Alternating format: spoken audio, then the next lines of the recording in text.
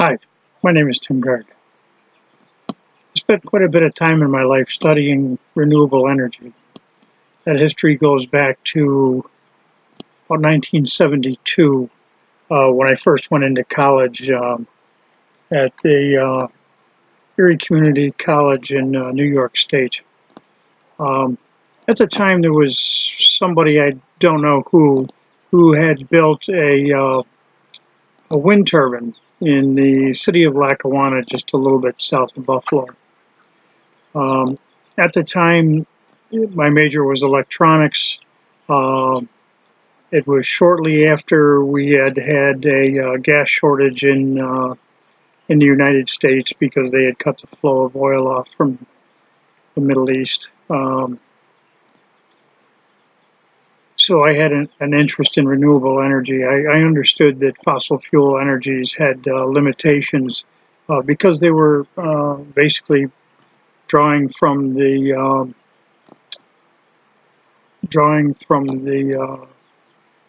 oil reserves and things around the world that had limitations in life. I understood that it took millions of years to turn what used to be trees into oil, and we were burning it up at such a fast rate that we weren't going to be able to depend on it for a real long time. I did some investigation afterwards. A number of years later, um, done by a couple of doctors out of western United States called Doctors Duncan and Youngquist. One of them was a geologist, and another one was a scientist in that would be involved in doing research on petroleum reserves. But basically, they had gone on some previous information that had generated a typical mathematical bell curve, which gave showed that we were removing fossil fuels from the ground so fast. He expected it to peak around the year 2020, and they expected it to peak around the year 2020, and then start descending, and the barrels per oil pumped out of the ground on a daily basis.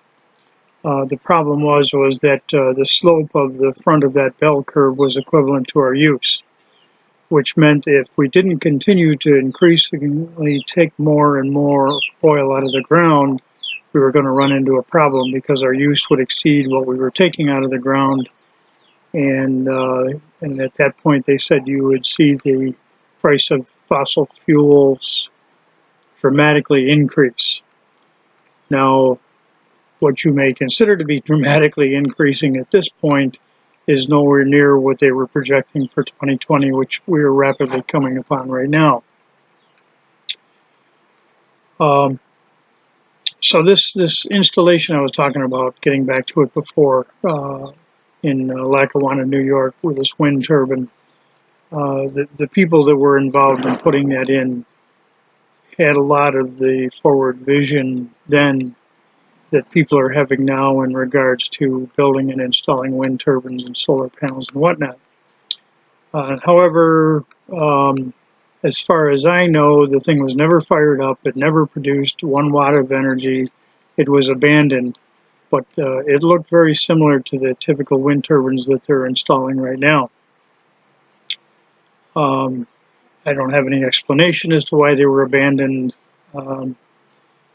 I've asked around, and very few people even remember it being there, much less finding anybody who was involved in actually investing in it or installing it. Anyway, kind of at that point, I've always had a curiosity about science. I had always been allowed to free think on a lot of issues, and learned to do it when I was quite young. But I started looking at the renewables as they were coming up, and because I wasn't an investor in them, I didn't have any skin in the game. It didn't bother me at all to rip it apart and see what the problems were with it. And as a result of that, um, I am not so easily persuaded into the viability of these renewable devices such that they are. Wind turbines, for example. Obviously, if the wind isn't blowing, you're not going to get any electricity out of them, and that doesn't work. We need electricity whether the wind is blowing or not. Same thing is true with solar panels. Uh, no electricity at any given period of time is not going to be a solution to the problem. But people still invested in them and invested very heavily, which is good from one standpoint, but not so good from another. If you are one of these people that has a lot of money invested in a wind turbine, and somebody walks up to you and goes, hey, you know what, we have a problem here, they throw you right out of the room. They do not want to hear anybody with any problems that are going to cost them money. So consequently, even before I got into my second sentence and within any of these discussions, I was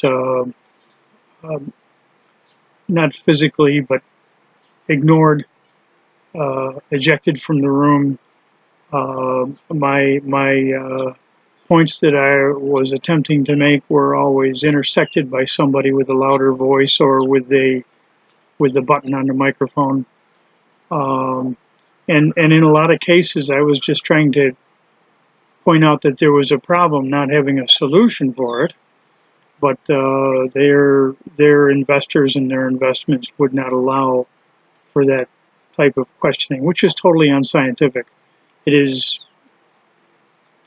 as a scientist, don't waste my time. I won't even bother coming to talk to you anymore if you're not really interested in solving the problem. So consequently, even with the advent of the internet, which is a really amazing thing, if you're an old guy like me, um, the first television program I watched was live and black and white. Um, but anyway, so I kind of just, I was more curious about it than I was having a conversation with somebody anyway. So I just locked myself away and started gathering information and uh, writing down my questions and trying to find answers for the question. And answers is plural. When you're doing research, there's never one answer to a question. If you too quickly accept an answer as being the answer, you may miss the opportunity to find a better answer. So I always kept an open mind in regard to these things, and any questions I ever had were always in the back of my mind to be redressed. Um, one of the first things that I had built um, was in complete um, I have a tough time with referring to it as ignorance because because there is two different things that look very similar but are definitely two different things. That's ignorance and stupidity. And I try to defend myself by inserting ignorance into this, but the stupidity really. I was completely ignoring a physical law that I was well aware of, and that is the physical law of the conservation of energy. Um, if you're not familiar with it, I can't describe it to you in a few seconds, but basically it's in reference to energy, and energy can't be created or destroyed. It's only converted from one form into another. The first device that I built was totally ignoring that physical law, and I spent, um, I Married twice. I have 7 children.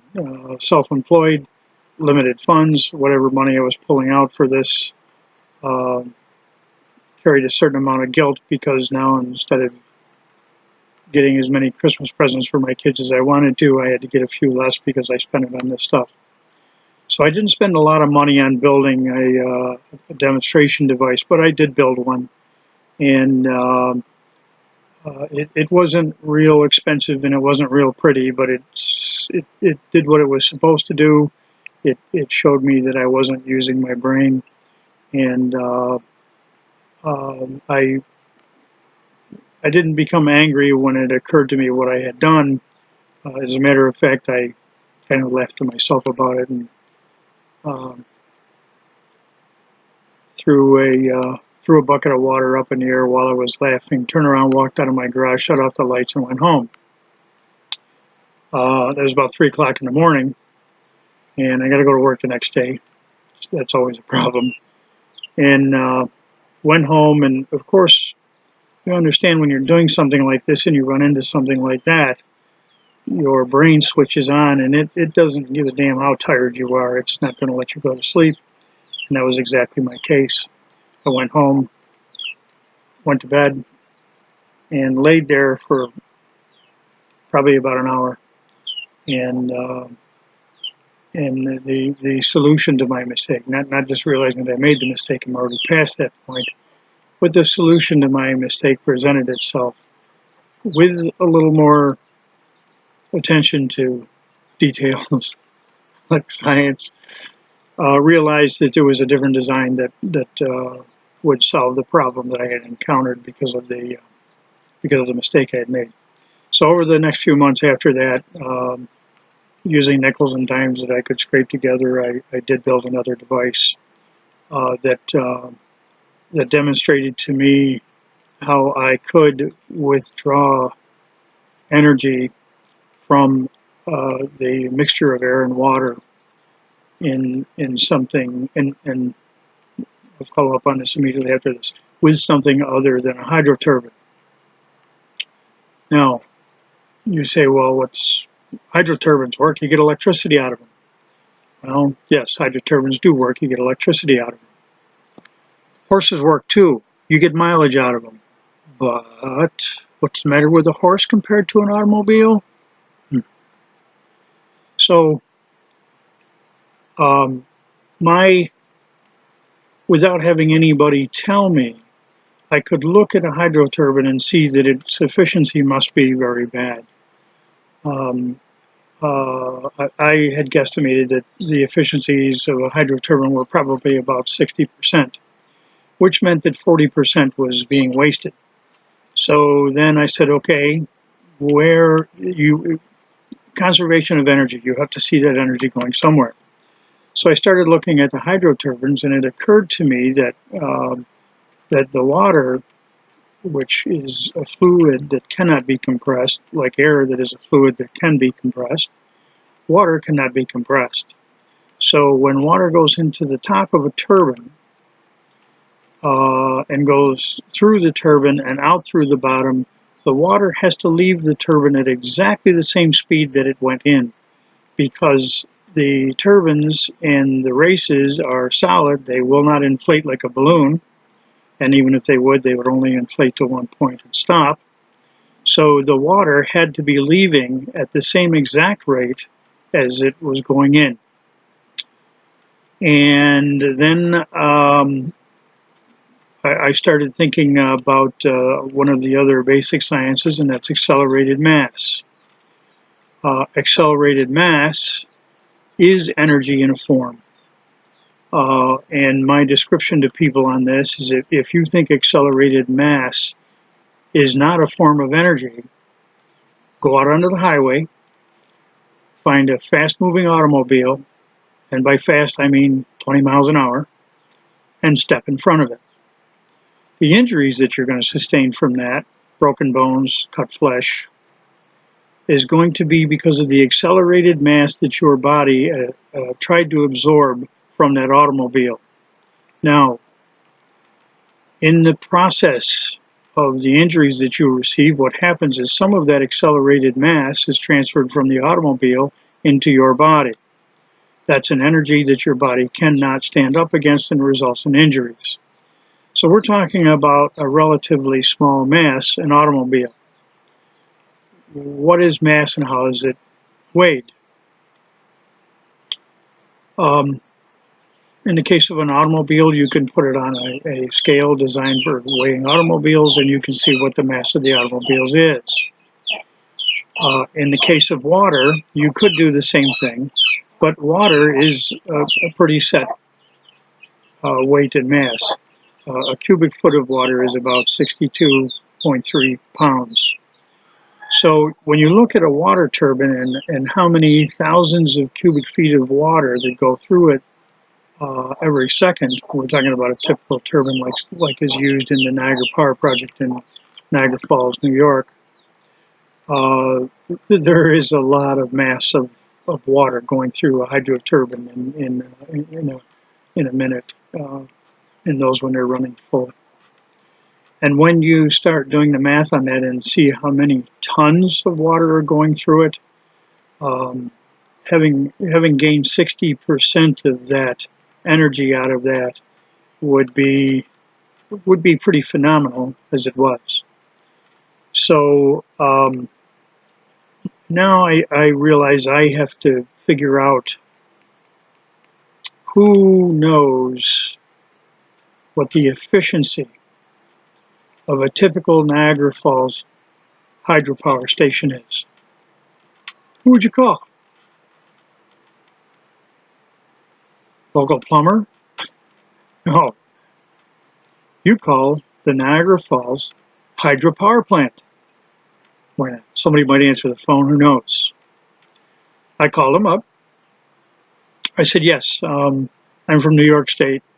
I've been here my whole life. People ask me questions about Niagara Falls. I know very little bit about it. Is there somebody there who is an engineer who could answer some questions for me that I would have some faith in the answers I was getting? I really don't want to talk to, the little girl giving the pitch down to the local people. I'd like to talk to somebody with some knowledge and background. Figuring that somebody would say to me, oh, sure, give me your name and phone number, and somebody will give you a call back. And the lady says, oh, yeah, just a minute, and she puts me on hold. And I go, okay, so how long am I going to hold for? 2, 3 days? Before I finish that thought, a fellow picks up the phone. And he says, and I don't remember his name, he says, my name is so-and-so, can I help you? And I go, yeah. I said, I have a technical question I would like to get an answer to. I said, my background is in electrical engineering, and I said I'd like to get some information from you. And he says, sure. I said, do you mind if I ask what your position is there, so that I have some understanding of where my answer is coming from? And he said, oh yes. He says I'm an engineer at the plant here. I said, an engineer? And he says, well, yeah. I said, could you first answer one question for me? That's a very high position that you have there as an engineer, I think. And he goes, well, I'd like to think so. I said, where do you find time to answer the phone? He laughed, and he said, well, he says, it is a very responsible position. He says, but I'm not real busy. And we both laughed. So I asked him, I said, I'm trying to find out what the efficiency is of a typical hydropower system. And he says, oh, absolutely. He says, our system designs here are to achieve the efficiency, and we average an efficiency of about 96%. And I went, 96%? I said, are you serious? He goes, well, yeah, that's where it is. I said, wow. I said, I would have thought with the accelerated mass losses of water that your overall efficiencies would have been much lower. And he goes, I'm sorry. He says, you have to understand what that 96% is. We have an amount that we see as a perceivable achievable amount. He says that is our 100%. He said what you're talking about is an overall efficiency. He says, and he said our overall efficiencies here at the Niagara Power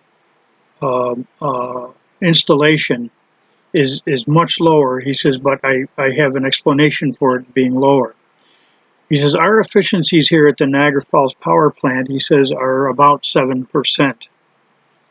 I said, no, you're kidding me. He said, well, I told you.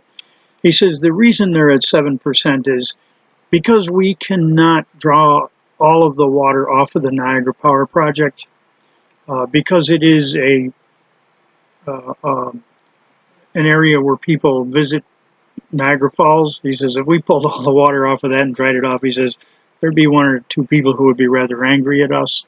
He says, so we reduce the amount of water that we have to take off of it during the day so that people can visit the falls and see all the grandeur of the falls. He says, but he says in the evening time, he says we can pull a lot more of that water through the bypass through our generators to generate electricity. He says, but the problem with that is that the time that we can draw that off, the demand for electricity isn't really all that high. He says it's after 6 o'clock, all of the major factories who draw large amounts of electricity have shut off for the day. All of the businesses that have a lot of internal lights and things like that have shut off for the day. Their business machines are shut off. He says basically our load drops down quite a bit at about 7 o'clock and would drop down a lot more, except people are getting home, they're turning on their lights, their TVs, and things like that. He says, but then as you progress into the night, he says, and people turn off their TVs and they turn off their lights and they go to bed. He says that the drain on our electrical demand drops way down. He says, but we still have all of that water that we could take out of Niagara Falls, but we're not using it. So we use what they call pumped storage. And I was aware of this, but it never occurred to me what the purpose was. I knew it was there. I never really questioned it. He says, so while we have access to all of this electricity that we can't sell, he says, we run it through pumps, and we pump that water up into a higher reservoir. He says, and we do that all night long until there is a demand for the electricity again, and then as the demand steps up, we bleed that power that we're using for the pumps off until we're no longer pumping water up into the upper part of the reservoir. He says that way, during the day, as the demand increases for electricity, we can start dropping that water down from the upper reservoir back down through the turbines that pumped it up there to begin with, and now the turbines are rotated the other way. They run the generators. Generators input energy into the grid, and then we get to recoup the energies that would have been lost during the night. He says the reason we're down to 7%, when you average the losses of doing that, our efficiencies drop down to 7%. And I said, wow. I said, what? That must produce quite a load.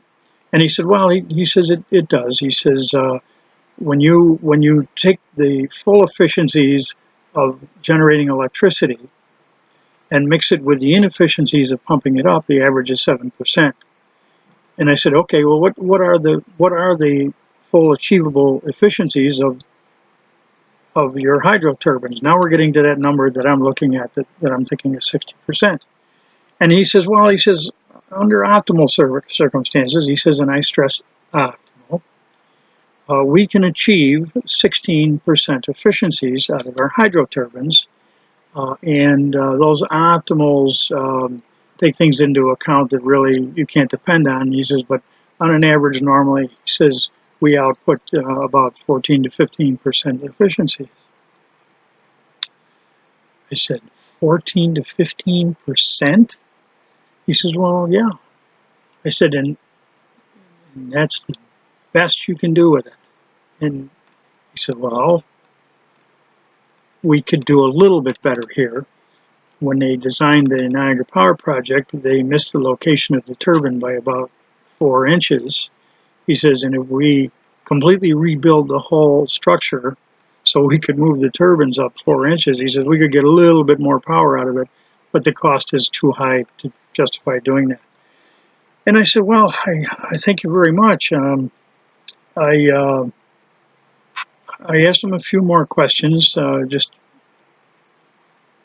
mining gold while I had the mine, and hung up and sat back in my chair with my head spinning.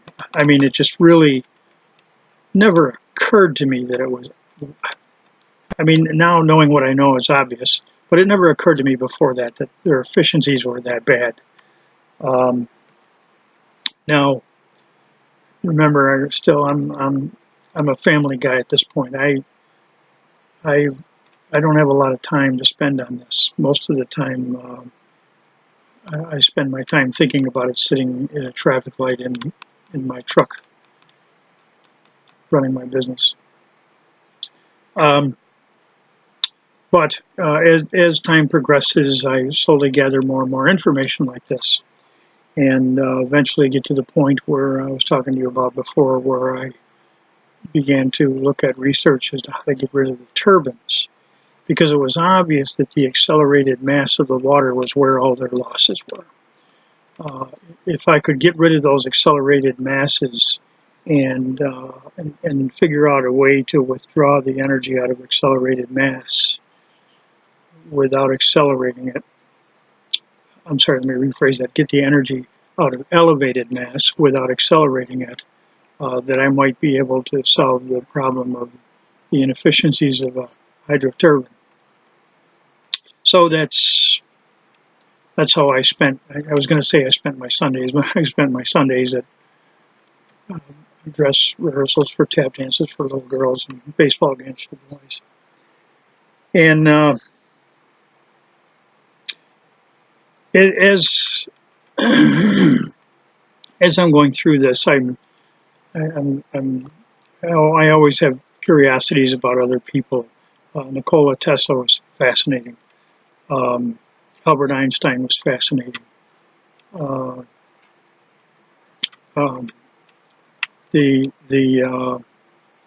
whole issue with the fossil fuels and gasoline and oils, and it was fascinating. World wars were fascinating.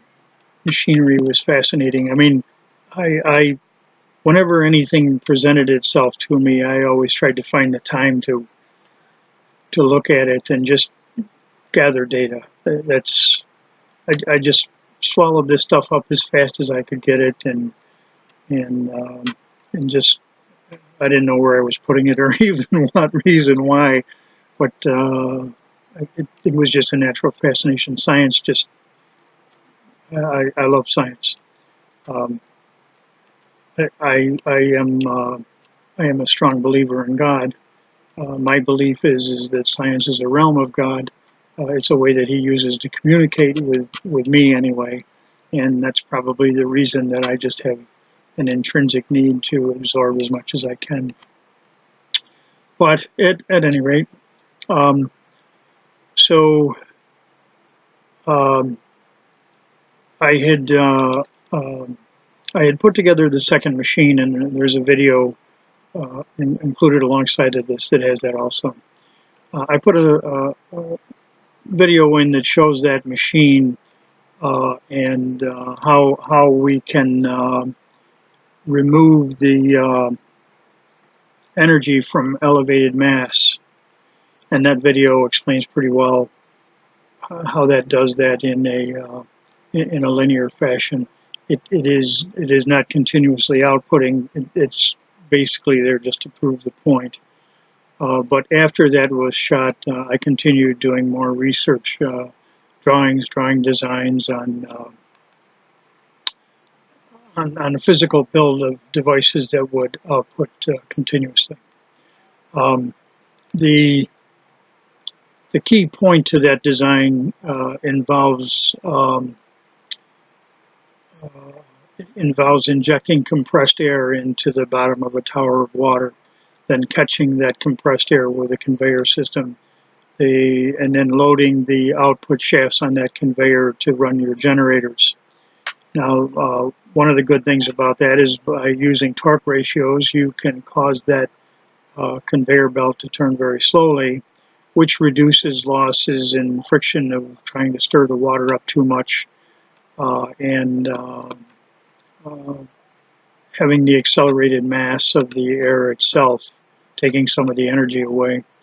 That's a mathematical balance in the speed of how fast that would actually travel, and by design, eliminating cavitation in the water and things like that. Some of you know what I'm talking about, some don't, to remove losses and whatnot. But at any rate, the idea is to inject compressed air into the bottom of a column of water, and then using the torque generated by the displacement of the water by the air to to rotate the shafts for the generator.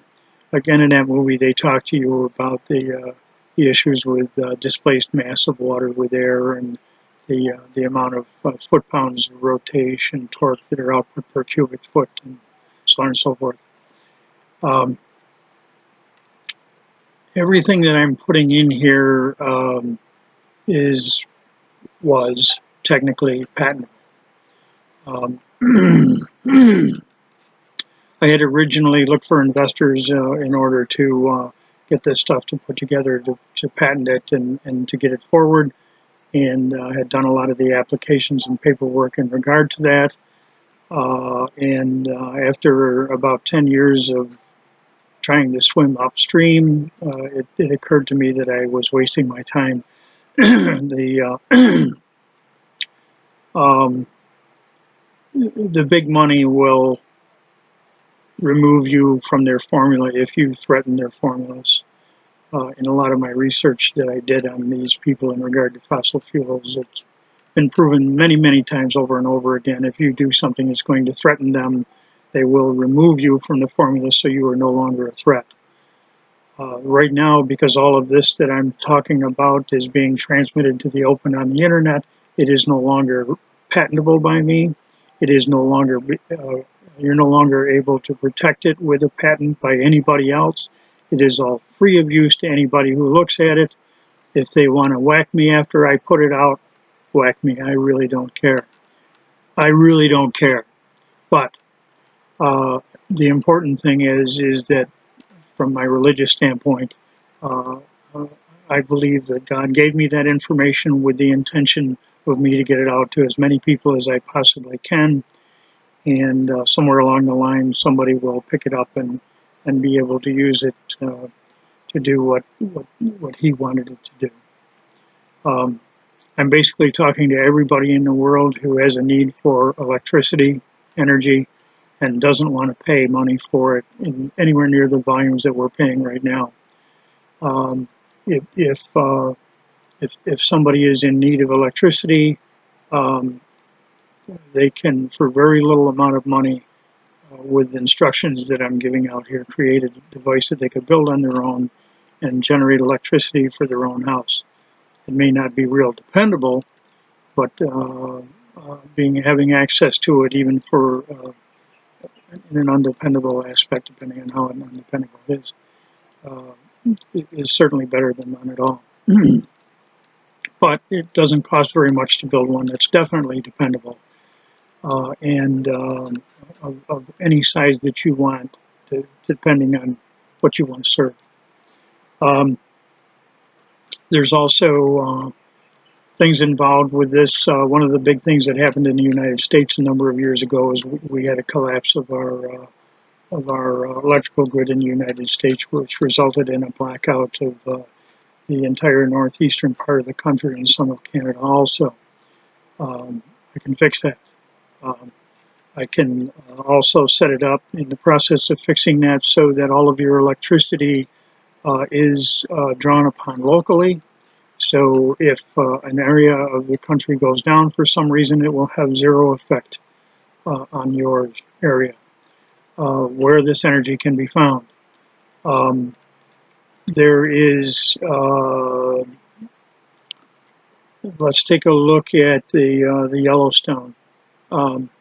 I can show you how you could build a facility in the Yellowstone that through the availability of superheated fluids, can drive some turbines, and you can use those turbines instead of driving generators and trying to match a load. You use the turbines full load all the time, compressing air. Then you take that air and you put it into a pipeline that traverses the nation, like the Tennessee National Gas Pipeline. Look it up. There's one installed and in use right now, not for air, for natural gas. But you use something like that to install compressed air in it. And then anywhere that it passes through a town or a city, which this pipeline passes through a lot of major cities, you could draw compressed air off of it and use the compressed air to drive this this device that I'm showing you in the videos and in the drawings, and in any questions that anybody has. My email address is there. You send me an email. I'll set up a way to communicate with you and answer any questions that I can. Or if you encounter a problem, throw the problem at me, and I'll bang my head against it and see if I can help you come up with a solution for it. I'm not going to charge you anything for it. I have no interest in money. I have no interest in money whatsoever. Thank you very much. If I had a lot of money, certainly I could find good things to do with it. But I have a mission, and this is my mission. Anything else is icing on the cake. But I wanted to take a time to put together this video. It's being shot on my laptop. The light's not so good. The sound is not so good. My curtains are in the background. um, I'm more worried about having a conversation with you rather than the quality of my transmission, in spite of the fact I have a degree in communications. The communications are, I need to get a point across to you. I don't need to be a professional stage. My email address, I'll repeat it here so you don't have to look it up, but it is on the page. My email address is dragmit5000@gmail.com. That's my name spelled backwards. DRAGMIT, the number 5000 at gmail.com. If you have a question, fire off an email to me. I'll answer it as best I can. At this point, I want to bring up some things that I have seen done. Well, let me start out with one of the most recent that really broke my heart, and that was Fukushima. These nuclear power plants are totally illogical. They make money for people. Yes, they do. They make money for many people. Most of them are people who really don't care about you or even what they do to the planet because they perceive themselves to be above the planet. Now, I don't know why they consider themselves to be above the planet, other than the fact that some people say, well, it's satanic and they are above the planet. I don't know about that. Maybe they do believe that. Anyway,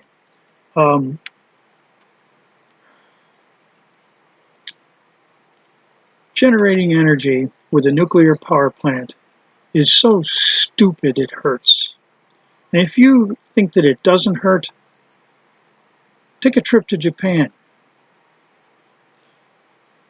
If you think that nuclear proliferation doesn't hurt, take a trip to Japan.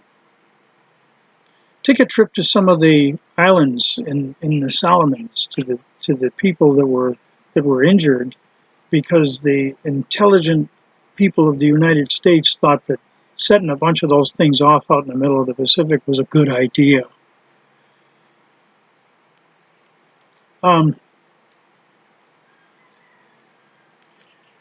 Take a breath. we have to get rid of these things.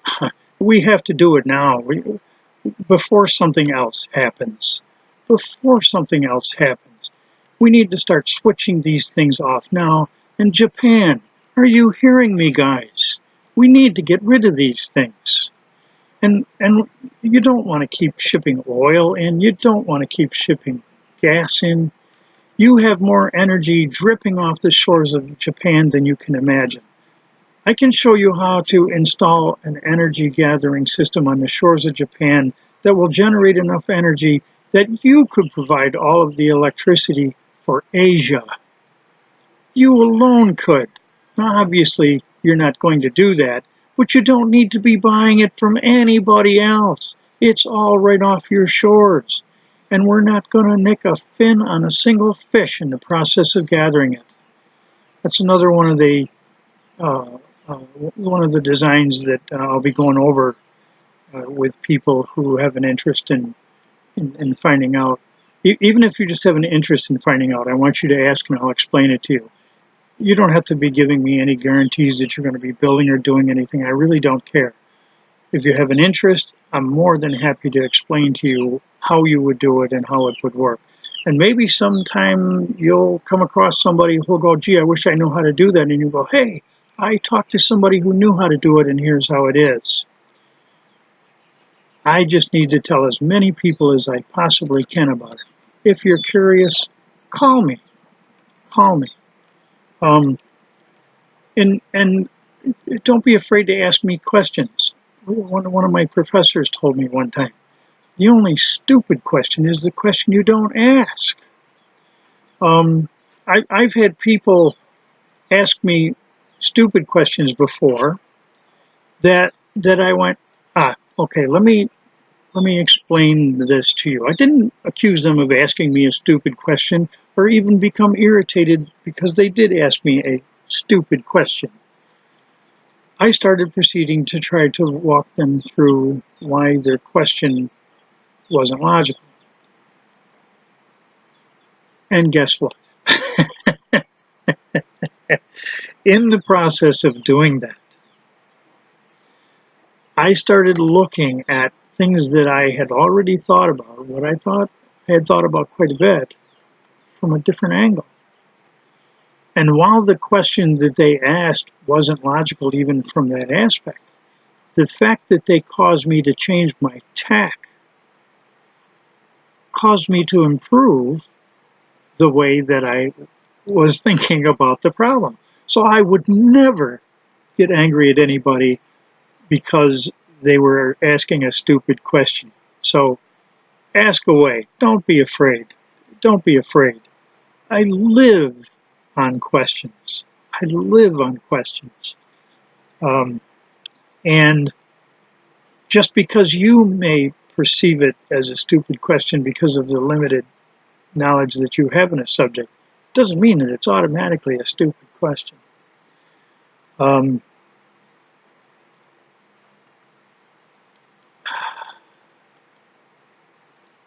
You guys got a good thing going on out there right now with this internet.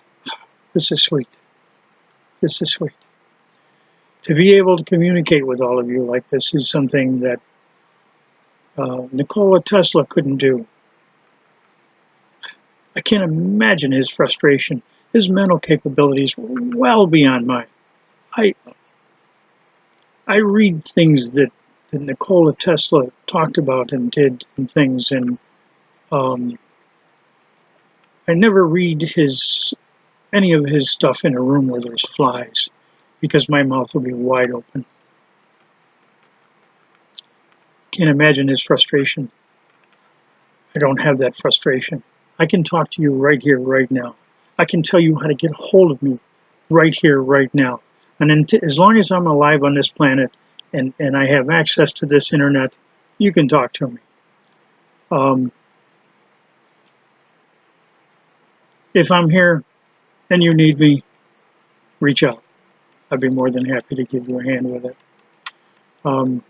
The other great thing is that this planet that you live on, the evils that have been allowed to survive up to this point are in trouble right now. They're in trouble right now because there are many, many good people who are more than willing to do good things if they're given the opportunity to do that. The evil people have taken control over the communications in our country and have bled it to the point where we have basically been under their control. You have no idea how deep this goes. When you start looking at this with some science intelligence, it gets scary.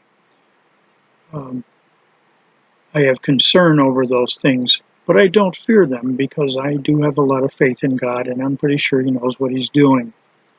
In regard to that, a lot of people ask for thicker steaks on their dinner table and a good job to pay their bills with and things like that. Their Bible is about 1.5 inches thick, and they spend a lot of time studying it because there's a lot of great information in there that's been provided by the Creator. But my prayers are actually very simple. I never ask for anything except one thing. My one question that I repeat over and over again at every minute in church, and I live in church because God built this. My one request is, how may I serve? I suggest you pick up the same. And when you think, gee, I wish my kids had a little bit bigger yard to play in, you don't need to ask God for that. He knew that you wished it the instant that you wished it. Why bother asking Him for it? He already knows. Didn't mean to get religious on you, but take it or leave it. One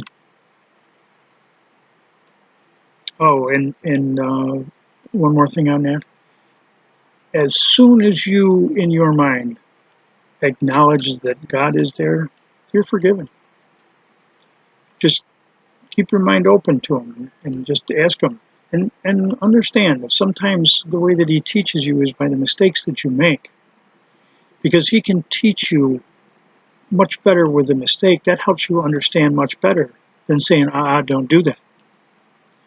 A technique that I used in raising my children. I wouldn't let them really hurt themselves, but rather than saying, no, you don't want to play with that because you could get hurt. I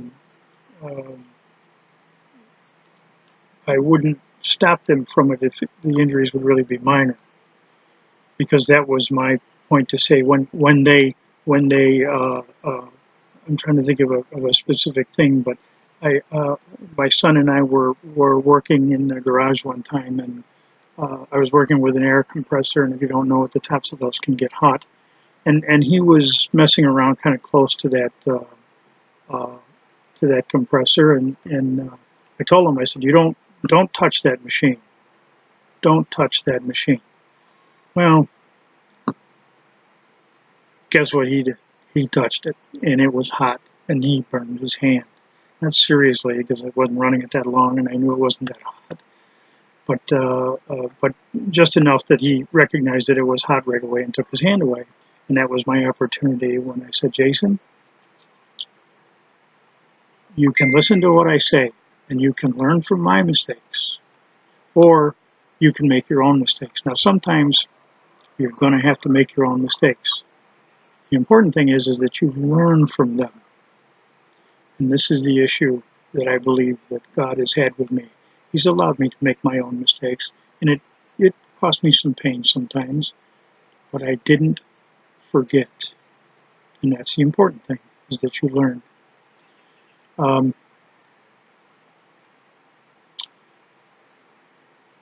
As I said, take some time, look through this other video, it gives you a rough idea on the high peg system design and how it works and whatnot.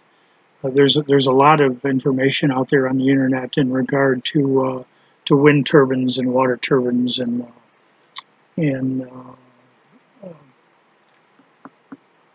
solar panels, and they are all viable concepts for gathering renewable energy. All of them need to have compressed air used with them in order to get the availability to them out of their clock time. In other words, you can only collect the energy from a solar panel during the daytime, but you need to be able to use that energy at night. And this makes it possible to use solar energy at 1 o'clock in the morning when there's no sun. So 50 minutes is long enough. Go through this stuff. If you have an interest, my contact information is there. Follow up. I'd be glad to talk to you. Take care. God be with you.